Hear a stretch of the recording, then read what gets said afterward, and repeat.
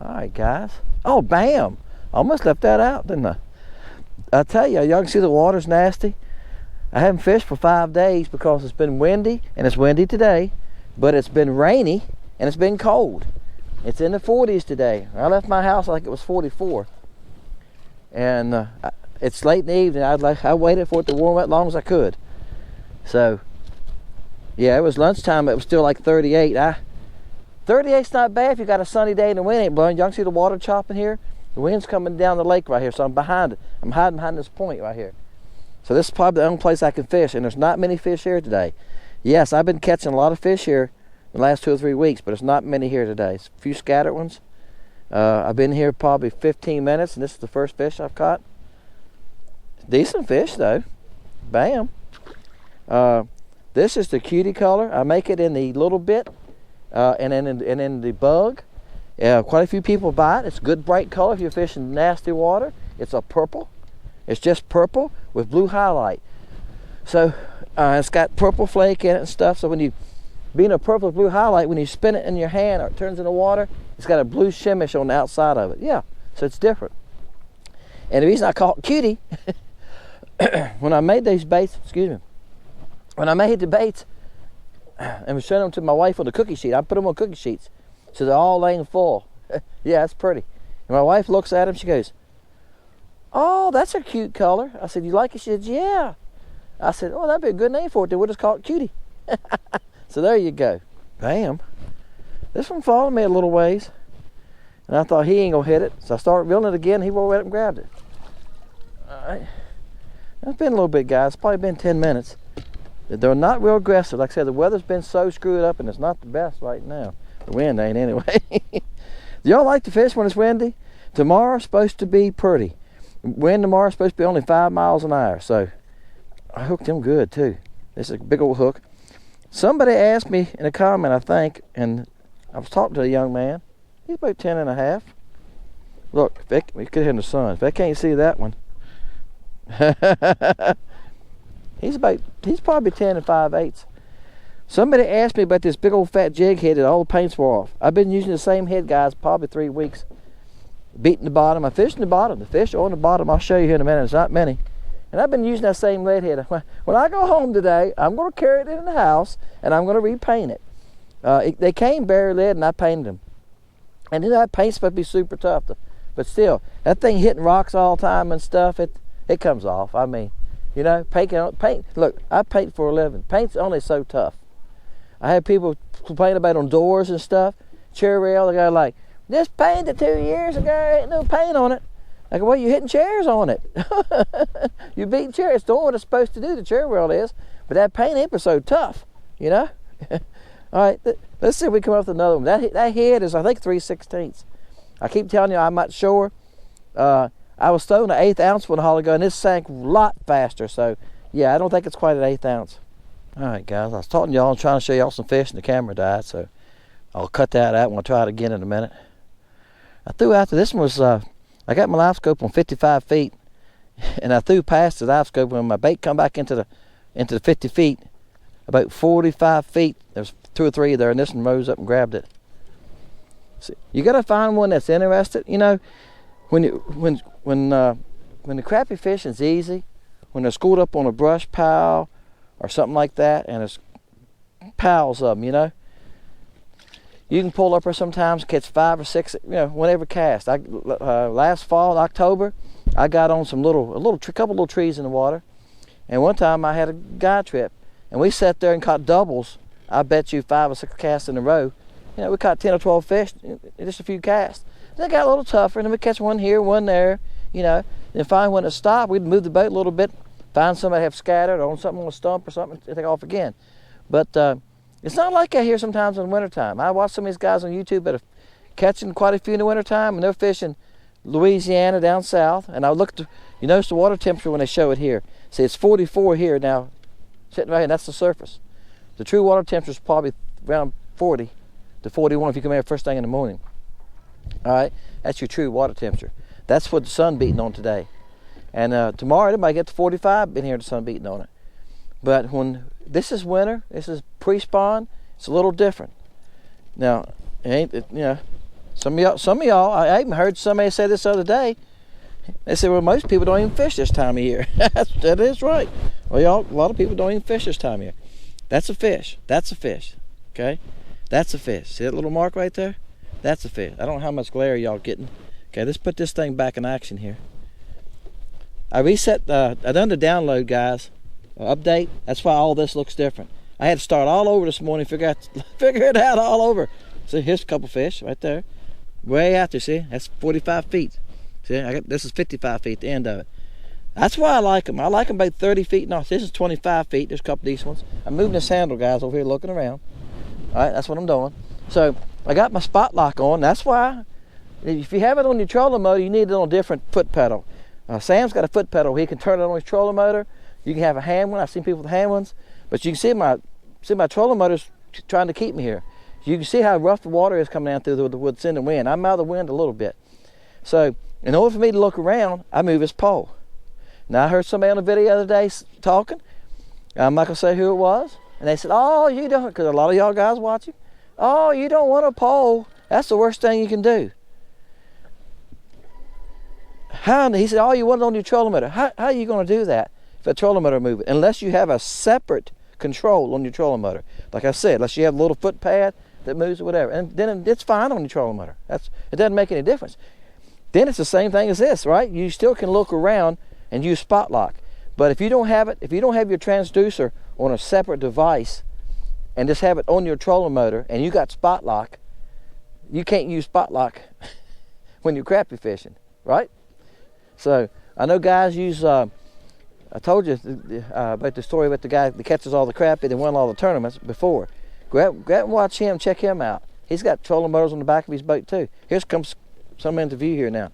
Now guys, 30 feet. We'll go past them. That's about 45. I'll reel it back in a little bit. I'm 46 feet. That's pretty close guess, wasn't it? A lot of people tell me the reason they don't fish the way I fish, that I cast to them like this, is they can't cast to them. When they see a fish out there 45 feet and cast like I did, see, there's my bait. I threw it right in my scope. See it there? They can't do that. They can't throw out there and throw the bait and cast into the scope. See, the beam out there, it's only probably 3, maybe 4 foot wide. So yeah, you got to be able to cast. I can say it. Cast. You got to be able to cast where you're looking. All right, that's one thing you got to be able to do. You can, I'm up to fish now at 25 feet. That helps if you can cast. You can vertical jig. I mean, that's the other thing you could do. But I can tell you right now, these fish are kind of spooky today. I've had them run from the bait. I got one following me. I said, that's what a lot of them do this time. My bait's right here. See, that's followed me all the way. None of them hit me. A couple followed me. One just now raised up, like he said, I might take it. I caught one close to the boat hole. I got about 20 feet. He was a small one. Sometimes they'll follow me to the boat and hit me. Maybe 1 out of 10 or 15 I catch from 20 foot on. Now, if you're vertical jigging, you might get by with that. But I can tell you, when I first got here today, there was a water bird here. I think it's called a currant, if I'm pronouncing it right. And I ran him off. That's why they're real scared too today, real spooky. Sometimes I can cast over there and when my bait's falling, they'll run. And they'll run from the sound of the bait hitting the water sometimes. You'd be spooky too, splashing noises if a bird been trying to eat you, right? This fish hadn't swallowed it. Clean out of sight. I'm reeling along, seen these fish, lost my bait, so I just kept reeling slowly. I seen this fish take off running toward the boat, right on the bottom fast. And I watched him run. I thought, wonder what he's running about. I reeled a couple more licks and I felt my line move and I set the hook. No, he's not. He grabbed my bait and took off running toward me. You know, no thump, no nothing, and that's why I didn't feel it. He's fine. He's hooked in the lip. That's a nice fish, guys. A lot better than that last one, right? He's about 11 and a quarter. There you go. Old color's working fine. But some of y'all guys have had quite a few y'all going, Dennis, you're making some pretty stuff, but you're not making anything for our water. My water's nasty.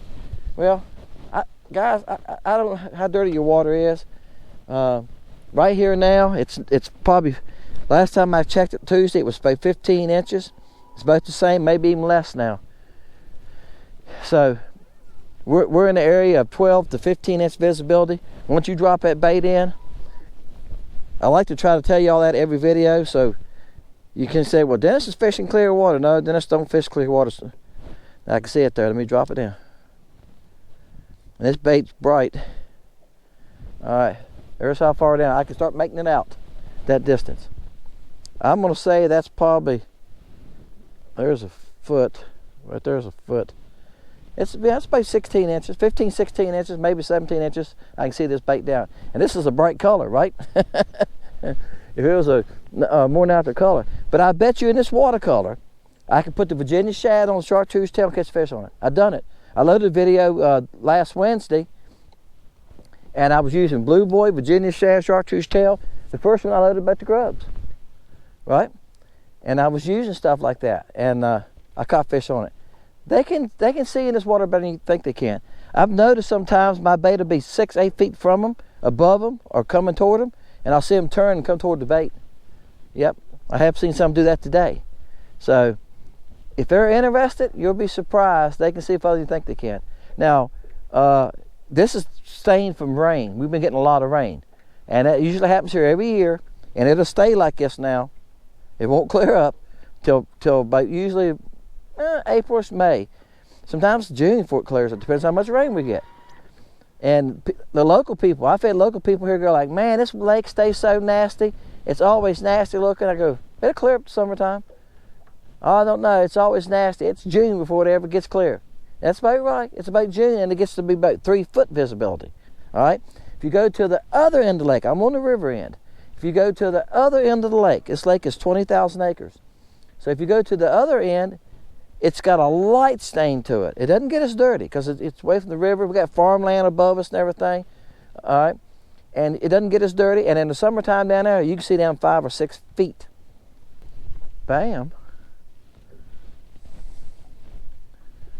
You fighting like you got some shoulders. Good gosh. I think it's just cold. It's cold water. They just fight different. Oh, he does. He's not bad. I can't see him till they get close to the boat now and comes to the top. Water stained. My carpet, woo! I got so much water stain and stuff on my carpet from throwing fish up here. That's a nice fish. No wonder you got some shoulders. I thought he felt like he did. Man, you liked that color, didn't you? I got a hold of the line. Wow. Trying to get him here in the sun where y'all can see. All right, guys. The camera died when I was holding him in my hand, I think, so I never know. So I just threw him in the net and laid him back in the water. There you go. That's a nice fish, guys. Nice fish. All right, guys. I keep telling y'all about big schools of fish. I'm trying to take my hat off. See all this right here? That's all fish. Yep, I'm in 15 foot of water. They almost go to the surface. And this is 45 foot. This is 70 foot. And they're still going. All right, we go here a little further. All right, they stop at 70 foot. But all that right there is fish. There you go. Move my hand a little better. Yep. And you're thinking, Dennis, it's got to be a couple hundred there. Yeah, you're right. And guess what? They won't bite you. I done threw at them a couple times. They're moving around here. I mean, the last time I seen them, they was over here. And maybe it's a couple schools of them too, but they're moving around. And no, they won't bite you. I've been seeing them like that for a month. I've caught none of them. You can throw at them and see the bait fall down in them and feel your bait hitting them. Nope. You might foul hook one of them. They, you know, that many there, they're trying to get away from the bait. They could hook themselves, but they won't bite you. And I think it's a lot of it. I think they're like 5 to 7 inches. I think, you know, it's hard to tell in a pile like that, but that's what I think. Bam. All right, guys. Caught another one. Not easy to catch today. I've had to work for every one of them. A lot of them I throw out, pay no attention to me. He's running around everywhere. You done? Great time of day. A lot of them pay no attention to it. You go past them, a lot of them move. I said earlier, there was a water bird here when I come in. I ran him off. So he was here trying to munch on crappie, probably. I don't say he could eat a crappie that big, but there's small ones running. I seen a school haul ago that had 50 or 60 in it. And I threw at them a couple times. I can't catch them out of the schools. I seen Sam say the same thing, because a lot of them here are babies, that's why. And there's about 10 and a half. Yep, the ones in the schools are so small, I think it's the biggest reason you can't catch them. Bam. He ain't very big. Now the guys, this is close. I've caught one to the boat.